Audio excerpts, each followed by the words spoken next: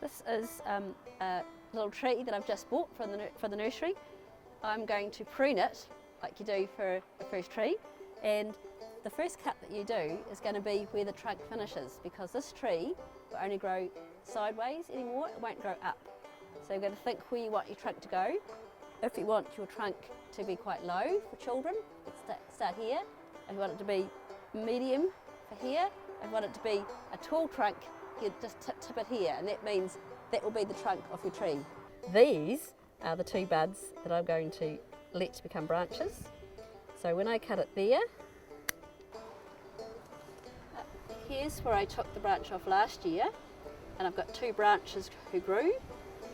When I did that, these fruit buds came up.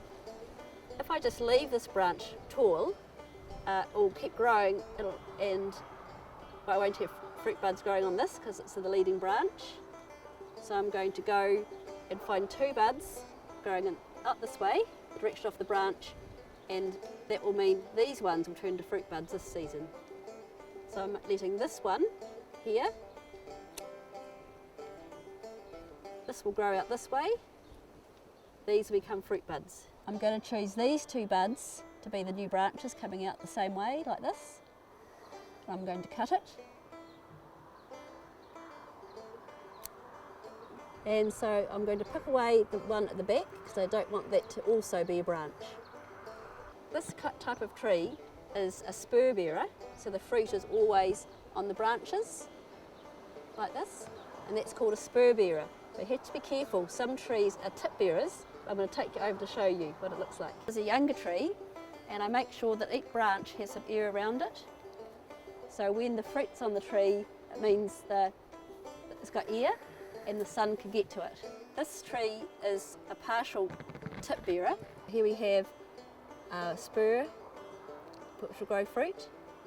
But here we have a branch, this one, that's going along at the end. This is a tip bearing branch. If you take these little small branches off with the fruit buds at the tip, you miss out on that fruit. And some trees are only tip bearers, they have no spurs. So every apple tree you go to, check to see are the fruit buds spurs, are they on the tip, or are they both? So every year that changes how the tree grows and which branches grow, so each year you kind of shape it up. And the best thing about apple trees is that they're very forgiving. If you accidentally cut to an inward bud, you can just go down next year and try again. So there's little wrinkly things here and here. Those wrinkles will heal over if you cut just in the middle of that. Don't leave a stump or rot. Don't cut it off here or it won't heal. When I cut it just in that wrinkly stuff there, and that will heal over nicely. So you can see here, here's one that was cut off last year. It's healed over nicely because it had the healing wrinkles on it. Here's one that was broken and not cut back nicely. It's not healing. So this one here was cut as a stump. It's not healing, and that can cause rot to go into the tree. So I need to cut it back onto that wrinkly stuff there, like this, on an angle. Another one, and the healing wrinkles are closing in. Next year they'll be closed off. So I think it's great if you learn the nature of the trees, that you can use the healing properties of the tree. So once you know, you can prune a tree with kindness, not too rough. And people who get out and they prune them with a sickle, for example, can do a lot of damage. Or chainsaws are worse, a lot worse. And what happens is that if you leave a big stump, it rots down, and the first year it kills this branch, then the next branch, then the next branch, and you have a black mark going right down the inside of the tree, and the tree will die. So any injured parts of a tree not taken back correctly can eventually will kill the tree.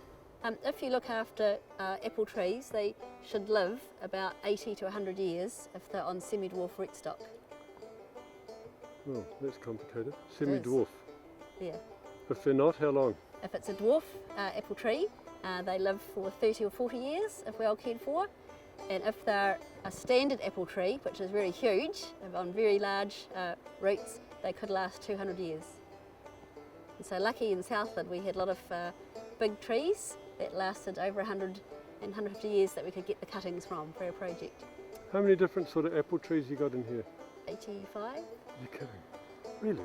Yeah, all different names and stories and histories. Have you got to love apples?